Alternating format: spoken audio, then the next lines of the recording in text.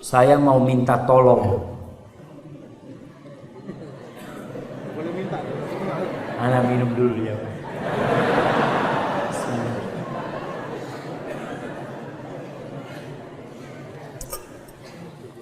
Minta tolong nasihat untuk para suami. Berarti anak termasuk kan jemaah? Yang sering sekali marah sama istri dan anak-anaknya, tapi selalu baik di hadapan orang lain. Termasuk sifat munafikkah ini Ustaz? Masya Allah. Ini pertanyaan ibu-ibu yang terakhir.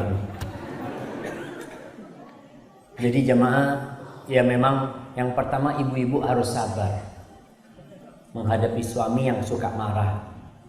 Kenapa? Kenapa ibu mau sama dia? Ya kan ibu yang milih dia. Ya udah diterima, ini namanya bersyukur. Qanaah, ya udah Ustaz, memang suami anak suka marah, ya bersabar pertama. Kalau nggak sabar, yang ada cerai nanti. Lihatlah kepada kelebihan suami, tidak melihat kepada kekurangan suami.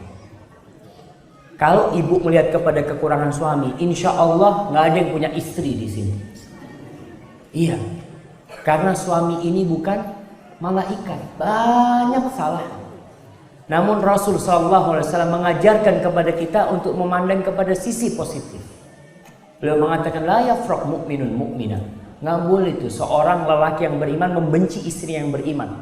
Apabila dia benci beberapa perilaku yang dia tidak sukai di istrinya, bukankah ada yang lain yang dia sukai?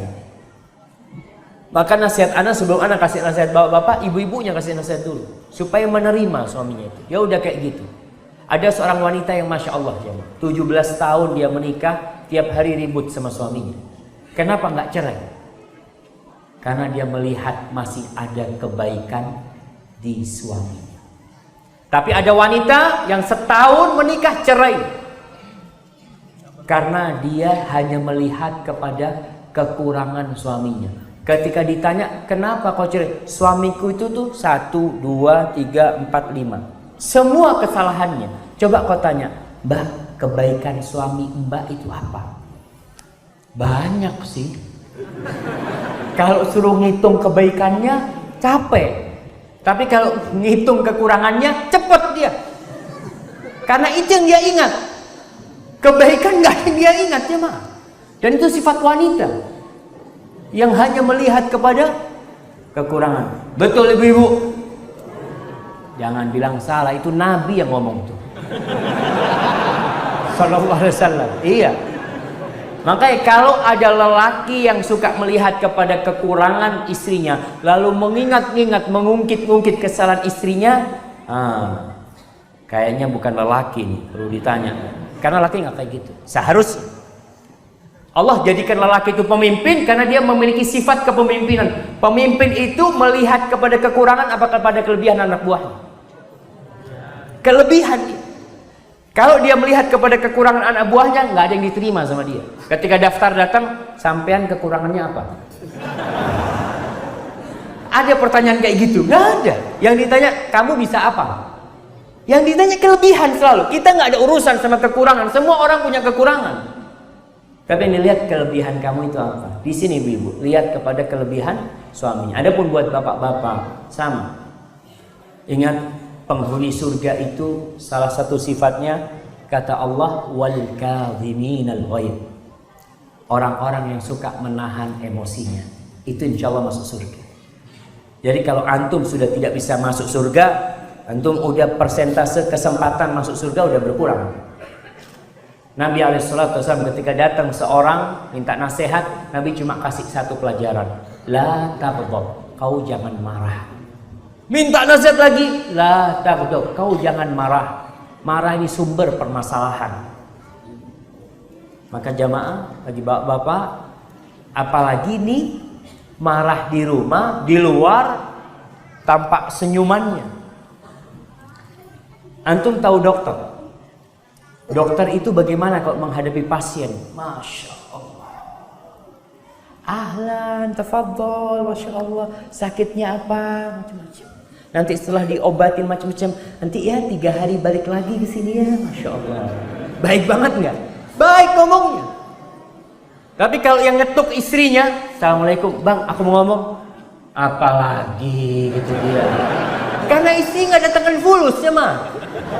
Kalau pasien datangkan duit. Kalau istri minta duit istrinya. Maka kadangkala kita itu baik sama orang, tapi sama istri nggak baik. Maka seharusnya antum tuh berbuat baik sama istri lillahi ta'ala. Karena antum berbuat baik sama istri yang melihat cuma Allah. Ana nih sekarang bisa tersenyum sama antum. Karena ana di depan orang banyak. Orang akan menjaga image, menjaga wibawa supaya terlihat baik, senyum. Kalau mau tahu hakikat seseorang itu bukan di mimbar, di rumahnya tuh.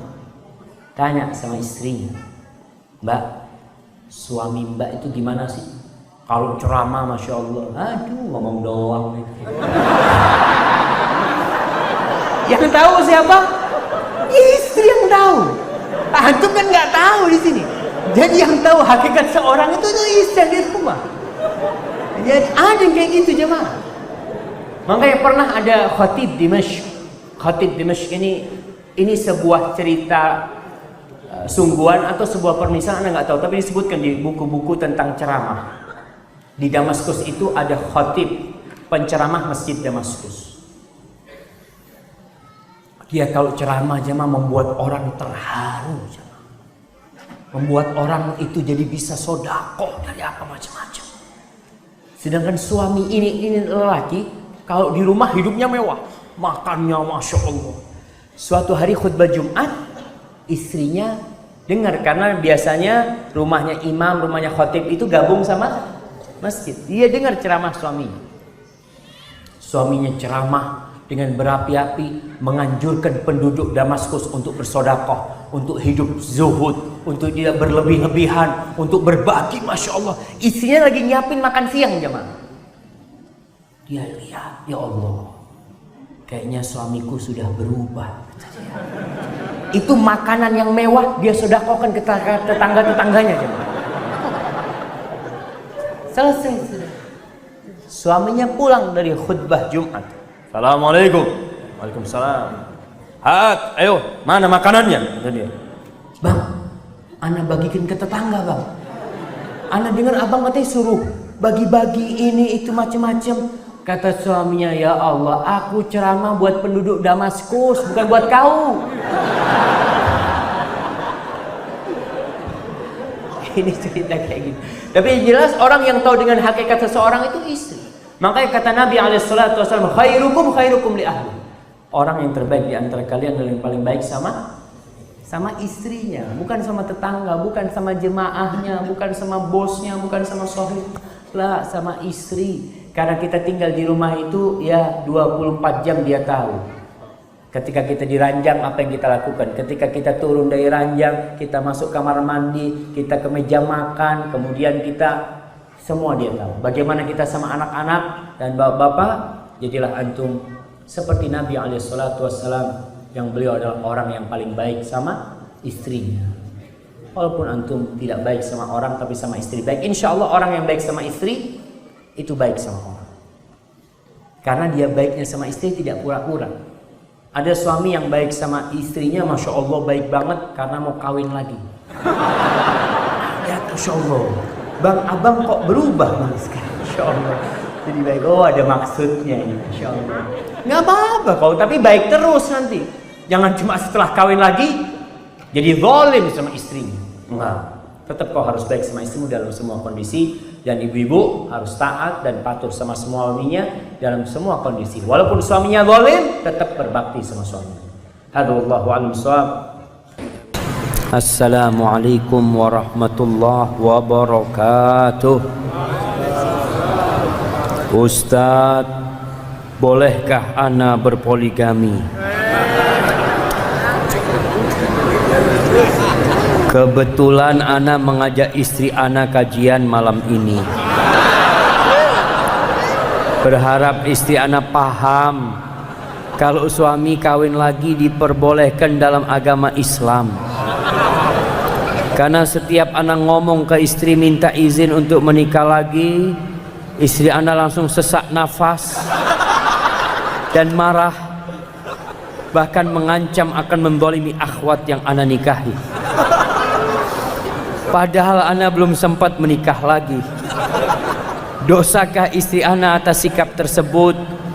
Dan kenapa Ustadz tidak berpoligami seperti ustadz-ustadz lain? Sudah katakan Nah, yang tanya mau dikasih hadiah jemaah.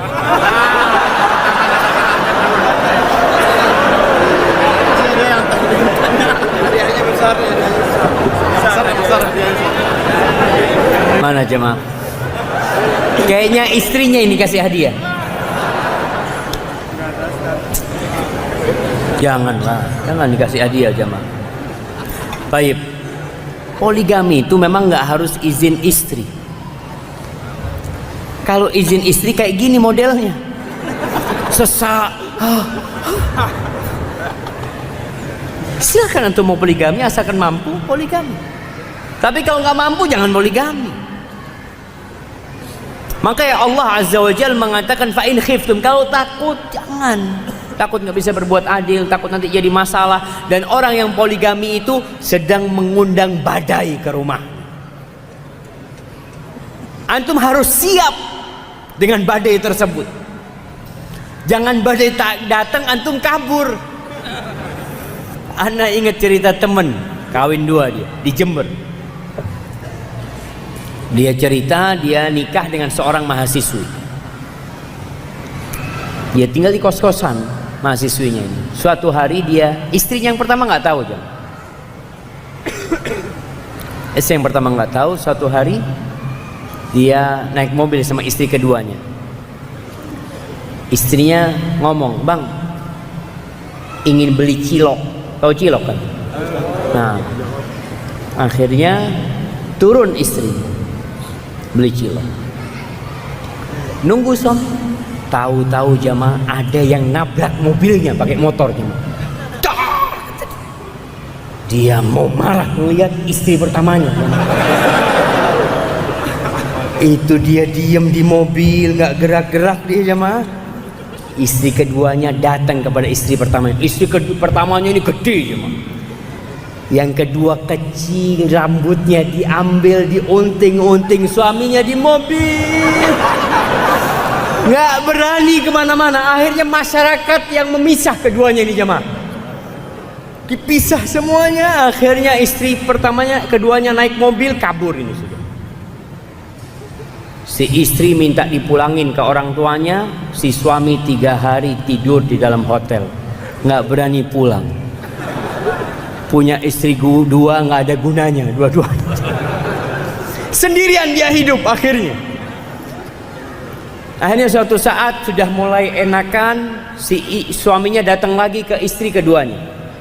Ayo balik lagi. Enggak, kata dia, engkau nggak belain aku, kata dia. Apa guna suami kayak kamu? Gitu. Betul sama. Jadi kalau antum tadi berkata istrinya akan membolimi istri keduanya, antum gimana sikapnya? Maka yang perlu difahamkan istri, para wanita harus tahu. Kalau poligami itu diperbolehkan dalam agama. Diperbolehkan.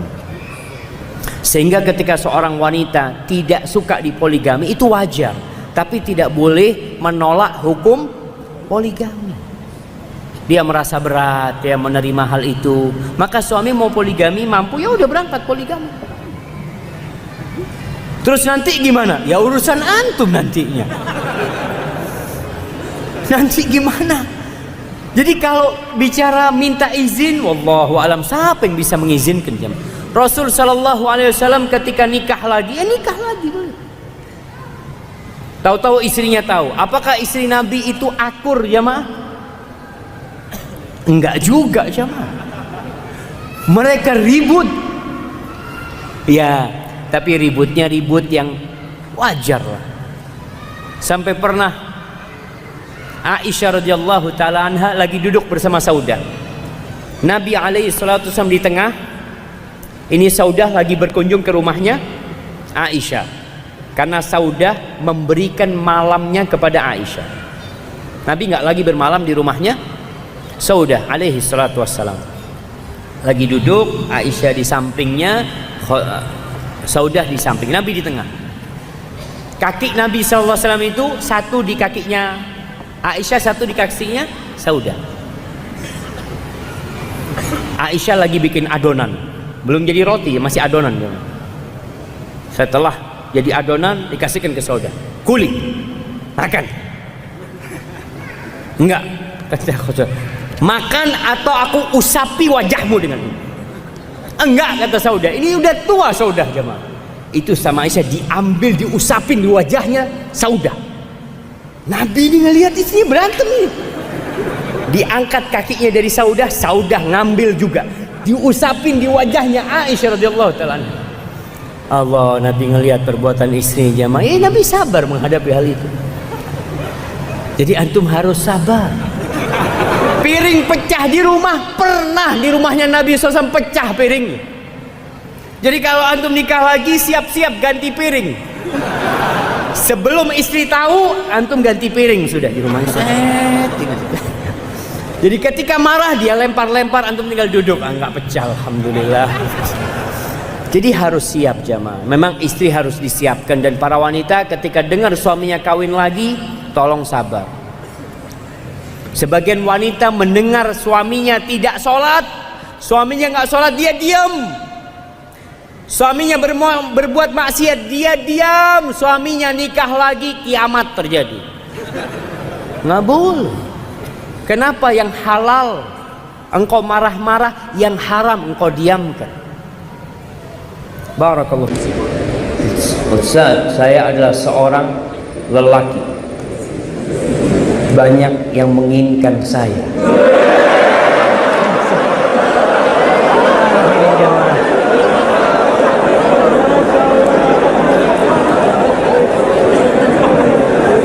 Nah, tenang jemaah.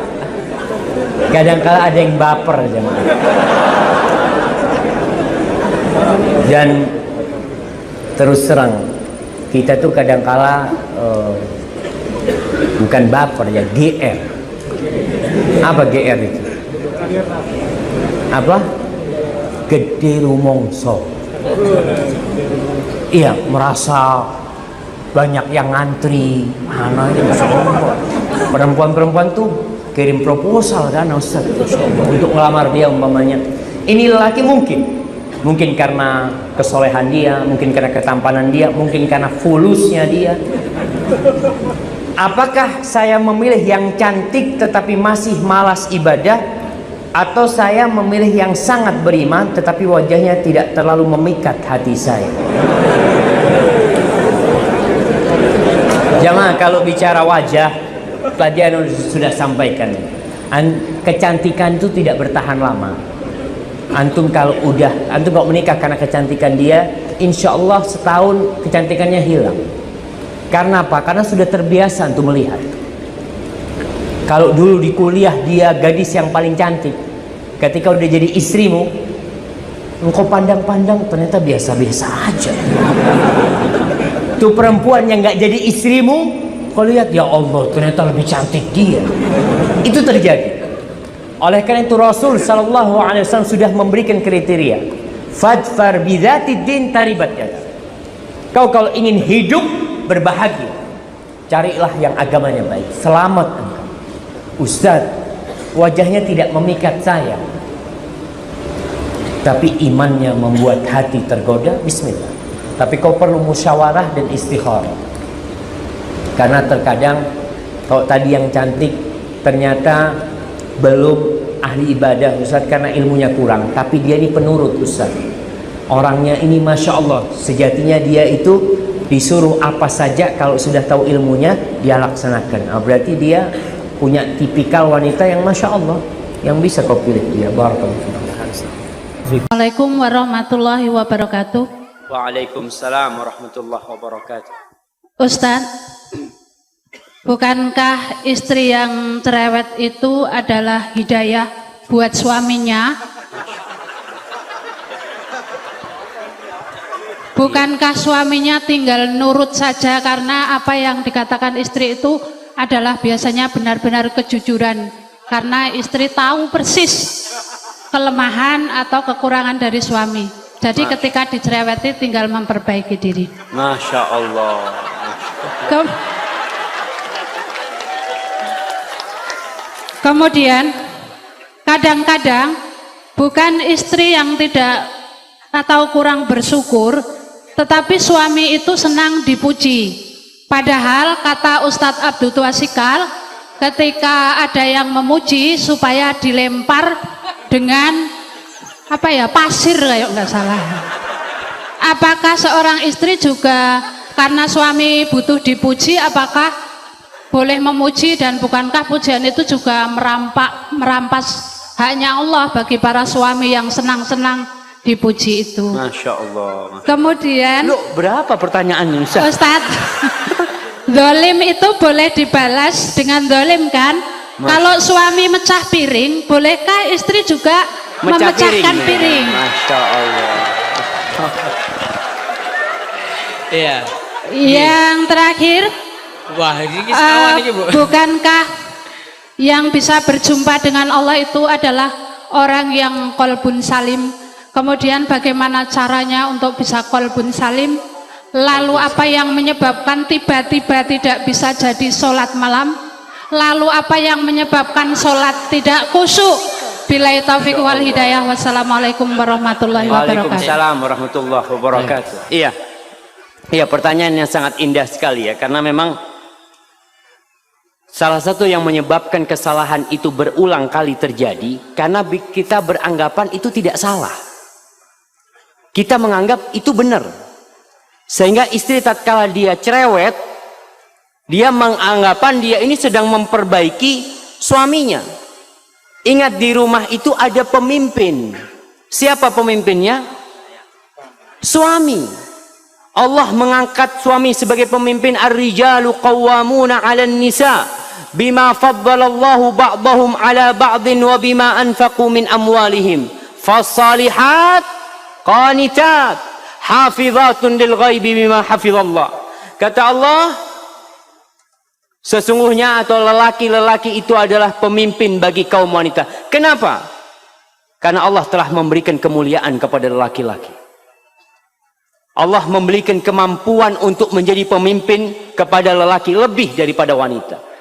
Yang kedua nih bapak-bapak, ingat nih, lelaki menjadi pemimpin yang pertama karena bawaan lahir yang Allah berikan kepada dia, anugerah ilahi. Yang kedua dikarenakan suami memberikan nafkah kepada istrinya, maka sang suami mendapatkan kedudukan lebih tinggi kepada istrinya, memberikan nafkah kepada istrinya.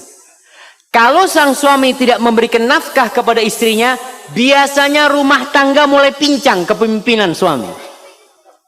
Karena suami tidak memberikan nafkah. Dia jadi pemimpin karena memiliki kewajiban memberikan nafkah. Berkaitan dengan pertanyaan ibu tadi, bukankah cerewetnya wanita itu hidayah bukan suami? Buat suami, ya Allah ibu-ibu, suami itu paling sumpek kepada wanita yang cerewet. Nah, betul bapak-bapak? Semangat bapak-bapak. Bagaimana cara memperbaiki suami? Ada caranya, tidak harus dengan cerewet. Yang pertama, suami itu sebagai pemimpin tidak suka digurui. Ya namanya pemimpin. Mau pemimpin itu diprotes sama anak buahnya, sulit. Tapi ada cara memperbaiki pemimpin. Karena ingat, itu pemimpin bapak dari anak ibu. Maka seorang wanita harus menampakkan penghormatan kepada suaminya, kepada pemimpin. Kalau ada yang ingin dia omongkan, ngobrol sama suaminya. Mas, kalau ada waktu, aku ingin ngomong sesuatu, mas. Ngomong sama suaminya di waktu yang tenang. Begini, mas, mungkin aku yang salah, mas ya. Aku ini cinta banget sama engkau, mas. Baru ngomong. Kalau cerewet, mas, sini.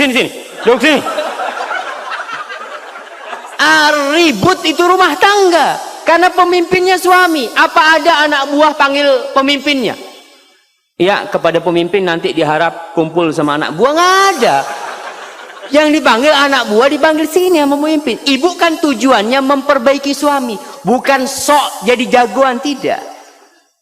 Tanyakan, mas yang kayak gini nih bener enggak mas ya? Pura-pura tanya, padahal mau ngasih tahu sama suami. Nggak masalah dengan cara seperti itu. Mudah-mudahan suaminya jadi ngerti. Karena tujuan kita itu adalah bagaimana perubahan terjadi di diri suami. Duduk, nggak perlu umpamanya ketika duduk mengatakan qala Allah Ta'ala. Allah berfirman. Masya Allah. Jadi suaminya kayak diceramain gitu, Masya Allah. Orang suaminya diceramain ustadz belum tentu dengarkan. Apalagi diceramain istri.